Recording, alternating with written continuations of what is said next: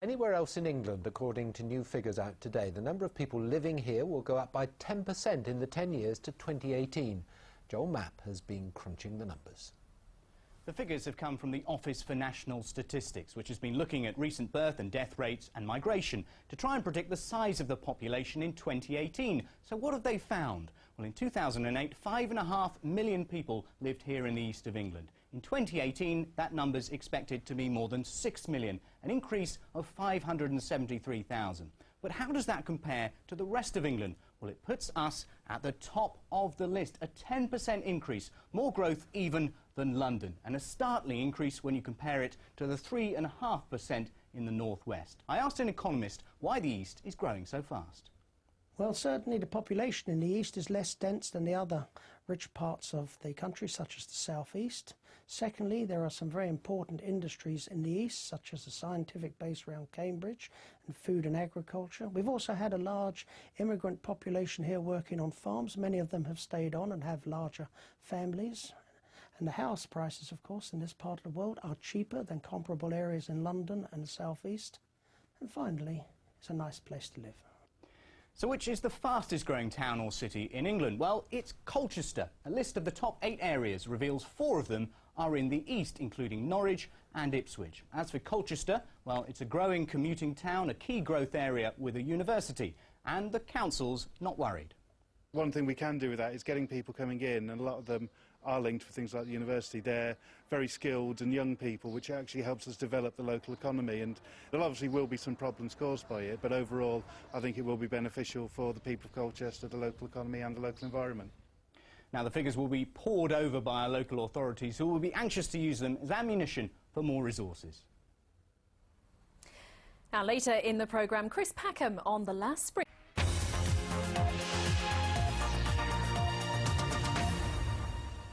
The father of an RAF pilot who was blamed for a crash in a Chinook helicopter says the announcement of an independent review into the accident is a huge milestone in clearing his son's name.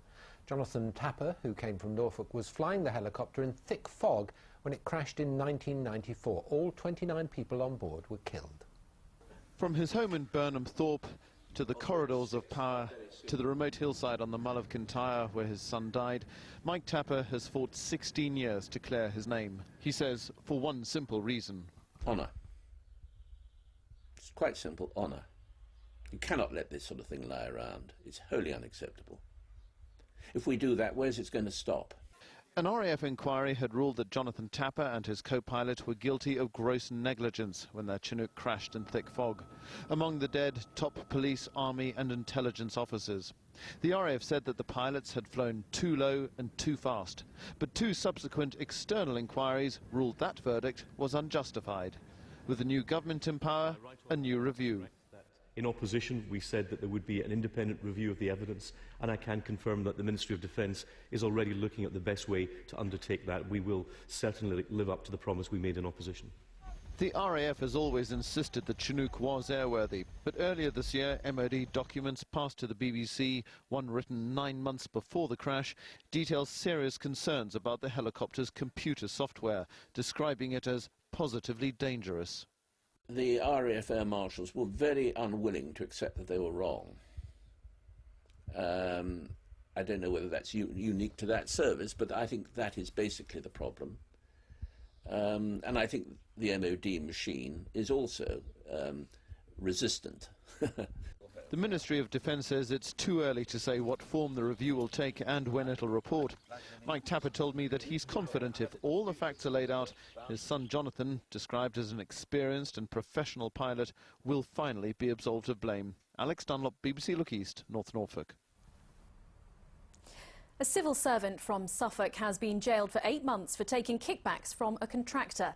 Timothy Grogan from Ipswich oversaw the £1 million contract for ground maintenance at RAF Lakenheath. He received £64,000 in cash payments from a former boss of Ground Control Limited, who's since committed suicide.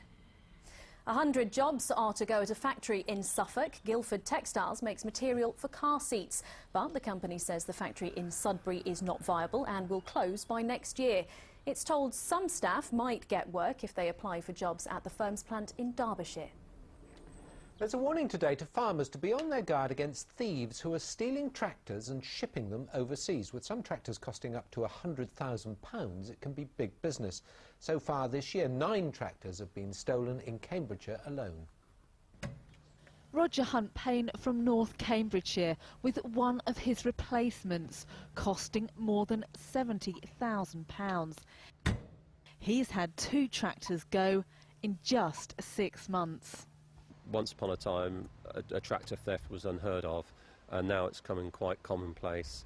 And there's obviously a very professional network of thieves out there that are targeting these bits of farm equipment. Now, Roger has absolutely no idea where his tractors have ended up, but they are travelling great distances. Elsewhere in the region, police stopped one lorry and the machinery on board was destined for Greece, and the hauliers had no idea that they'd got stolen goods on board. Police have been increasing patrols of remote farms, urging people to stay vigilant. They say thieves are becoming more sophisticated. Find a range of things. One method that criminals use is they will take it away from the location. They will park it up in a remote farm or barn or lane somewhere, and they'll make sure it's not fitted with any tracking devices and that the police don't come and recover it before they then take it away to be shipped off. Roger Hunt-Payne has taken the advice of police and installed more security devices into his machinery, making them less attractive to criminals. Emma Bohr, BBC Look East.